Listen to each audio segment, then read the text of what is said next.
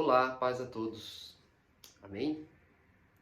Venho aqui nesse sábado, dia 3 de junho, para a gente estar fazendo nossa reflexão diária, no nosso maná diário, nossas orações. Peço que você preste muita atenção nessa mensagem, nesse momento.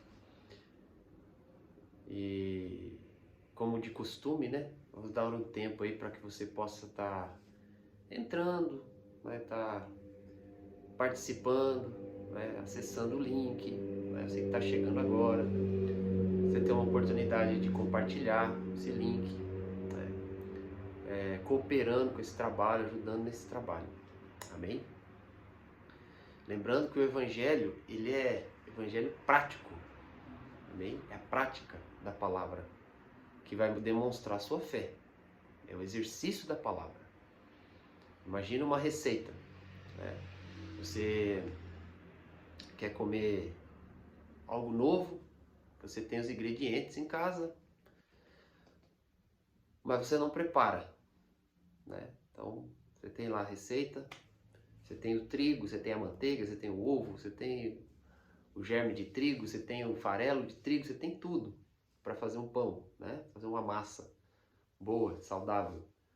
Mas você não faz. Você tem o forno para assar, você tem aquele tempo ali para poder fazer, o preparo, tem a orientação certa, tem os pormenores do preparo, mas daí você não faz, Então não vai ter pão, gente? Não vai ter.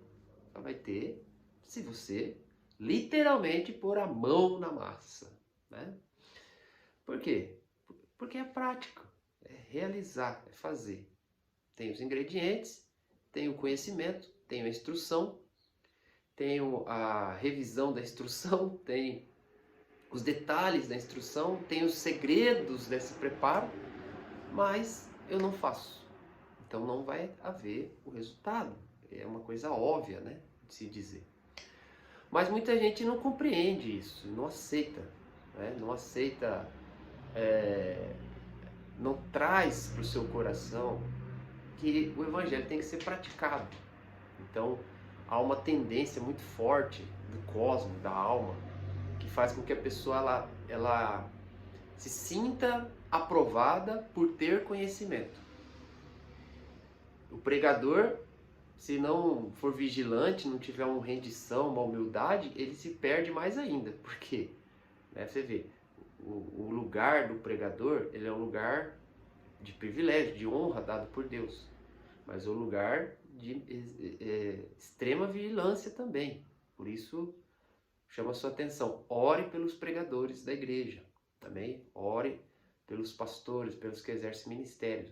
Ore para que seus corações sejam quebrantados, para que Deus fortaleça, para que a comunhão com Deus seja profunda, amém? Que eles tenham envolvimento com a pessoa do Senhor, para que seu coração sempre seja guardado na verdade, na palavra, tá?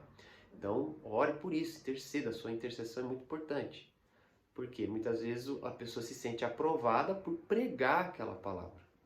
Então, o pregador, ele ensina tudo sobre ofertar, dizimar, sobre a vida financeira, sobre o que a palavra diz. Mas, em alguns casos, pode acontecer dele não praticar aquela palavra. Ele não conseguir exercer em sua vida. Porque é uma leve sensação de aprovação por estar ensinando, por estar pregando. Tá? Não é dessa maneira. Então, como Paulo disse a Timóteo, seja um obreiro que maneja bem a palavra de Deus, tá? Não tá a referência, manejo da palavra, não é o emprego da palavra, a oratória para ministrar, tá bom? Ele está falando sobre habilidade para manusear a palavra, para praticar a palavra, para viver a palavra. E como consequência, ele seria alguém que iria pregar a palavra com ousadia, algo que ele vivia. Amém? Então é uma ação completa ali do obreiro aprovado, tá? Então fica essa palavra profética para nós. Então, mas voltando, Então você tem que praticar o Evangelho. Na prática, no exercício da função, na realização. A unção de Deus capacita para tudo, a habilidade de Deus. Mas essa habilidade, ela atua, esse poder, essa virtude, essa unção, ela atua quando você realiza, quando você faz. Eu lembro a primeira vez que nós fizemos um grupo de evangelismo, né? O pastor Peterson nos deu orientação de andarmos de 2 em 2, de ir nas casas, aí na região do Copa Vila 2, e a gente ia de casa em casa e ele deu a orientação de como deveríamos abordar as pessoas. Então nós íamos de 2 em 2 e pedia um momento do tempo das pessoas que nos recebiam, e ali a gente pregava o evangelho da salvação, da reconciliação, né? Deus criou o homem para ter comunhão, né? O ser humano se perdeu, cometeu autotraição, e aí Deus atuou sobre a humanidade em todo o tempo para trazer de volta o homem à comunhão. E ali naquele momento, nesse todo esse processo, a humanidade caiu em natureza diabólica, no mal, no pecado, na doença, na miséria. Tudo que é de terrível na alma, na vida do ser humano, contra o ser humano, veio através desse pecado, da natureza diabólica que foi implantada dentro do ser humano. E Deus, no seu processo de reconciliação, ele atuou através dos profetas, dos patriarcas, tentou formar o seu povo, formou o seu povo, estabeleceu leis, estabeleceu ritos, né? Nos mostrou através da sua ação com o povo a figura do que ele realmente pretendia com o ser humano, até que chegou um determinado tempo que ele enviou seu próprio filho, Jesus Cristo. Jesus Cristo veio através de Maria, a Virgem Maria, o Espírito Santo veio sobre ela, ela ficou grávida, ela deu à luz a Jesus Cristo. Jesus Cristo cresceu, né, em graça, em sabedoria, em poder, né, diante de Deus, diante dos homens. E ele, após crescer, entrou no seu ministério, formou seus discípulos, pregava o reino de Deus, falava da justiça de Deus, falava do reino de Deus, trouxe à tona a verdade, as intenções de Deus na lei, ele veio cumprir a lei, né? Veio revelar a vida no Espírito, revelar a vida com Deus. E depois de tudo isso, Jesus se entregou para morrer numa cruz, para ser crucificado pelos pecadores.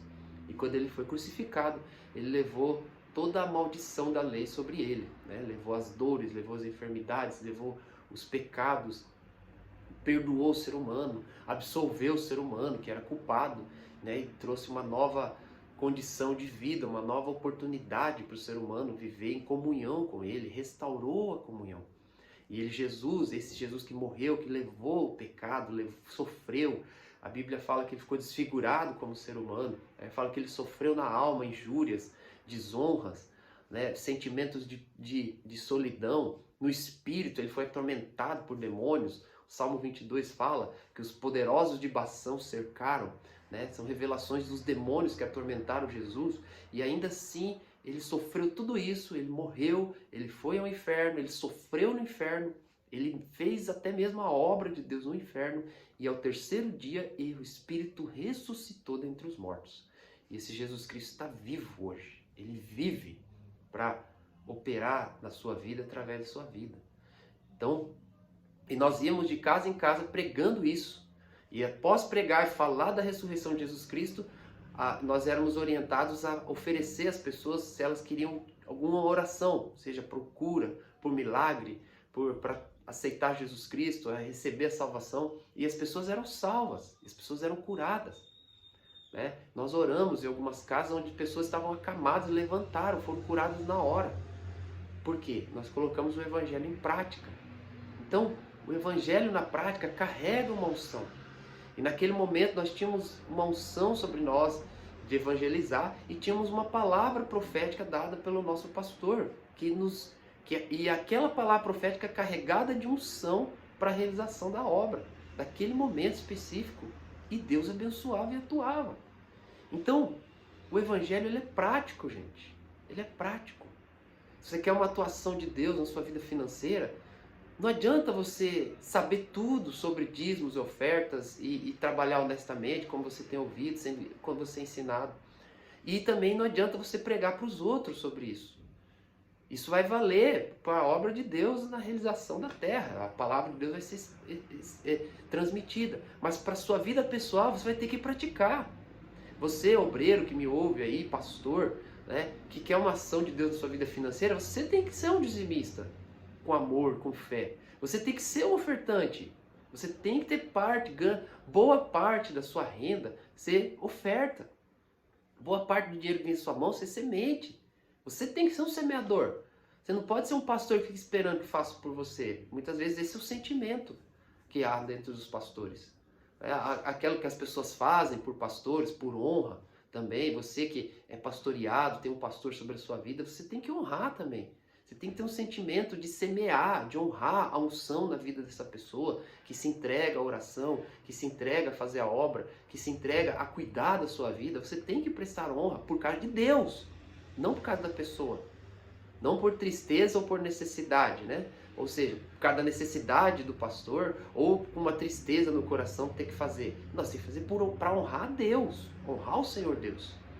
O dízimo, por exemplo, ele é entregue à casa do tesouro, né? Ele é entregue à igreja, à administração do administrador financeiro da igreja, mas ele é entregue a Jesus, diretamente a Jesus. As ofertas, elas são, ainda que você semeie na vida de uma pessoa, você está oferecendo ao Senhor Deus. Então, como está o seu coração, sua mente? Então, você tem que praticar. Você que é um obreiro, um pastor, tem que praticar. Você que é um membro da igreja, que não vive no ministério ainda, né? Muitos têm ministério, mas estão sendo árquipo aí, né? Como Paulo falou em Colossenses, avise a árquipo, cuide de cumprir o ministério que o Senhor te concedeu, né? Deus levante os árquipos aí, em nome de Jesus. Os árquipos, aqueles que têm ministério, mas estão parados, né? Não estão obedecendo ao chamado, à voz de Deus para os seus chamados, seus ministérios, né? Deus levante os árquipos para cumprir o ministério nesse tempo. Então, preste atenção nisso. Então, o evangelho é prático. Então, você quer uma ação financeira na sua vida, você vai ter que praticar. Você vai ter que dinheiro vir à sua mão, ser intencional para ofertar. Desejar ofertar antes de receber o dinheiro.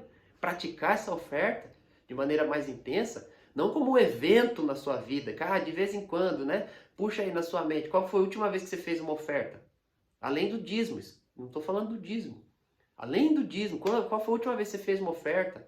A última vez que você ouviu a voz de Deus para semear na vida de um pastor, para fazer uma oferta a mais para a casa de Deus, para fazer uma oferta na vida de alguma pessoa, para abençoar uma pessoa próxima a você? Entendeu? Quanto tempo você não faz isso? É um evento na sua vida? Não pode. Tem que ser constante. Aí você vai prosperar. Aí a unção da palavra de Deus, da profecia, da instrução, a unção da prosperidade vai vir para a sua vida, vai abrir portas para você. Porque é fé. É a escolha de acreditar na palavra e cumprir. Então, o evangelho é prático, gente. Não se sinta aprovado por ouvir uma pregação. Não se sinta aprovado por pregar uma palavra. Não se sinta aprovado porque você leu na Bíblia aquilo. O conhecimento, a unção são essenciais, o ponto de partida. Porém, é a prática que vai exercer, que vai demonstrar sua fé. Como diz em Tiago, né? A fé sem obras é uma fé morta. Assim como o espírito, o corpo sem espírito é o morto, a fé sem obras é morta. Então, a fé de conhecimento, de entender, ela é como o corpo e físico e a alma, mas o espírito da fé é a prática, é a atitude, a ação de fé. Amém? Então, traga isso para o seu coração. Se você crê, você faz, você realiza, tá? Então, ande pela fé, viva pela fé. Chama a existência, você é livre do pecado pela fé. Chama a existência a bênção de Deus sobre a sua vida. Chame a existência o coração quebrantado. Chame a existência, não seja safadinho, safadinha, né? Não fique ali na comiseração, não fique sendo safado espiritual, não. Crê de verdade, tenha um coração quebrantado para crer, para ter seu tempo de comunhão, para ter seu tempo de oração, para ter seu tempo de meditação e praticar. Essas coisas vão dar força para você praticar a palavra. Amém? Então, você não vai ter força para praticar a palavra. Pode deixar que o mundo se encarrega de cuidar de você se você não tiver a força de Deus. Se você não tiver uma vida de oração, uma vida de meditação na Bíblia, você não vai ter força para guardar a palavra. Não adianta, não tem. A força sua não é suficiente. Tá? Jesus provou isso. Como que Jesus falou? Jesus falou assim, ame os seus inimigos. perdoe aqueles que vos perseguem, ajuda aquelas pessoas que não podem fazer nada por você. Como que o Senhor pode fazer isso? Se alegre na injustiça? Como? Não tem força. São palavras de Jesus. Mas ele, claro, já falou consciente de que você precisa de uma força para realizar isso. Então o próprio Jesus no Getsemane pediu força para Deus para cumprir a vontade de Deus. Então você acha que você vai conseguir? Fique tranquilo, se você não tiver uma vida de comunhão, de oração, o mundo já se encarrega de fazer você fracassar na sua fé. Tá? O diabo está aí para isso, sua carne está aí para isso. Mas se você tiver uma vida de comunhão, meditação da palavra, compromisso com Deus, prioridade do seu dia, da sua vida, tempo com o Senhor, se fortalecer em Deus, aí você vai ter força para andar por fé, hein? Você vai ter capacidade, uma graça, uma força dele vai acompanhar a sua vida, porque você creu. Amém? Eu quero orar agora e peço que você creia nesse momento, coloque toda a sua fé nesse momento. Amém? Pai, nós te agradecemos pela tua palavra. Eu declaro o teu poder sobre essa palavra, a tua unção, a tua graça, desfazendo toda a fortaleza e, em nome de Jesus, implantando no nosso coração a prática da palavra, em nome de Jesus Cristo.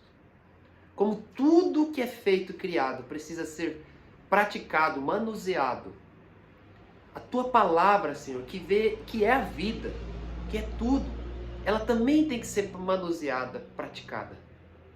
Em primeiro lugar, praticar a tua palavra.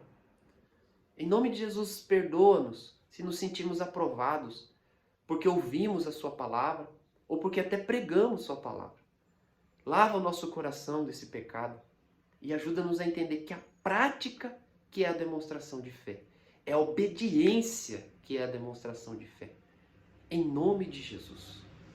Eu oro pela causa dessa pessoa que me ouve, essa pessoa que está passando qualquer tipo de enfermidade. Eu repreendo essa enfermidade da vida dela em nome de Jesus Cristo. Essa pessoa que está com um problema de depressão, crise de ansiedade, eu repreendo essa ansiedade agora no nome de Jesus Cristo. Declaro o favor de Deus agora sobre esse coração, sobre essa alma. Declaro agora um milagre, um sinal de Deus. Eu declaro agora dom de milagre agora. Que o milagre aconteça na sua vida agora, em nome de Jesus. Um sinal de Deus para provar que Ele é com você. Que Jesus está vivo. Em nome de Jesus, receba agora um toque, um alívio no seu corpo físico. Um milagre de Deus sobre você, um sinal extraordinário de Deus para a sua vida, seja agora, seja através de um sonho. Deus vai mostrar que Ele é real para você. Por misericórdia e por te amar tanto, receba esse sinal em nome de Jesus Cristo. E você dará testemunho desse sinal de Deus. Pai, oramos, declaramos o teu poder, o teu avivamento sobre a nossa nação.